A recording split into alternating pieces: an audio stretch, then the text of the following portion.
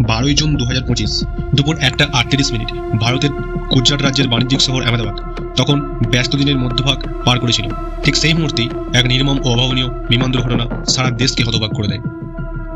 Air ইন্ডিয়ার A171 ফ্লাইটটি আহমেদাবাদ থেকে লন্ডনের গ্যাটউইক বিমানবন্দরের উদ্দেশ্যে উড়াল দিয়েছিল। উড়ানের মাত্র 5 মিনিটের মধ্যেই বিমানটি ভেঙে পড়ে BJ মেডিকেল কলেজের হোস্টেলের ভবনের ওপর। মুহূর্তেই সবকিছু ছাই হয়ে যায়। প্রাণ হারান বিমানে থাকা 241 জন যাত্রী ও ক্রু এবং মাটিতে থাকা আরও অন্তত 30 জন মানুষ। এই ভয়াবহ ট্র্যাজেডি শুধু একটি প্রযুক্তিগত ব্যর্থতা নয়, বরং আমাদের বিমান নিরাপত্তা, প্রস্তুতি ও মানবিক সংকটের বড় এক প্রশ্ন।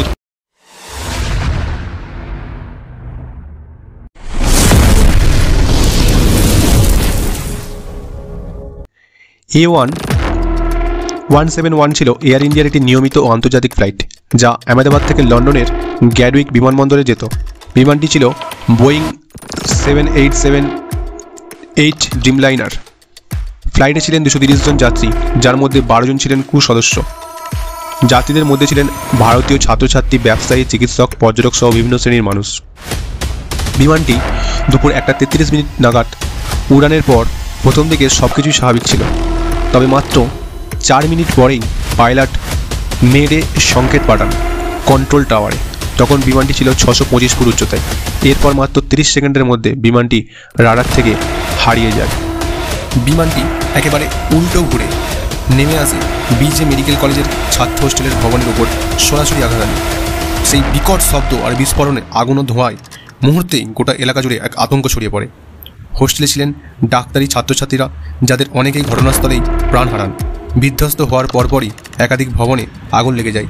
স্থানীয় মানুষ ও চিকিৎসকরা ছুটে আসেন। শুরু হয় উদ্ধার কার্য। এই বিমানে থাকা 242 জনের মধ্যে 241 জনই সেদিন প্রাণ হারিয়েছিল। মাত্র একজন যাত্রী, 29 বছর বয়সী বিশ্বাস কুমার রমেশ, অলৌকিকভাবে বেঁচে যান। তিনি এমার্জেন্সি এক্সিটের পাশে বসা ছিলেন এবং ধ্বংসের মুহূর্তে লাফিয়ে পড়তে সক্ষম হন। ভূমিতে বা মাটিতে অন্তত 30 থেকে 35 জন মানুষের প্রাণহানি হয়, যাদের মধ্যে ছিলেন হোস্টেলের ছাত্রছাত্রী, নিরাপত্তাকর্মী ও পাশের ভবনের বাসিন্দারাও। বিমানের আগুনের দগ্ধ হয়ে অনেক মরদেহ চিহ্নিত করাও তো সম্ভব হয়নি, এমন নৃশংসভাবে মানুষ মারা গিয়েছিল। নিহতদের মধ্যে বেশ কয়েকজন বিদেশি নাগরিকও ছিলেন, যার ফলে এই দুর্ঘটনা আন্তর্জাতিক মাত্রা তৈরি করেছে। এই দুর্ঘটনার পরেই NDRF, ফায়ার ব্রিগেড, পুলিশ ও স্বাস্থ্য দপ্তর ঘটনাস্থলে পৌঁছে যায়। প্রায় 15 ঘন্টা ধরে চলে এই উদ্ধার কার্য। ধ্বংসস্তূপ থেকে লাশ বের করা হয়, আগুন নিয়ন্ত্রণে আনা এবং আহতদের হাসপাতালে পৌঁছে দেওয়ার কাজে শতাধিক কর্মী অংশ নেন। প্রথম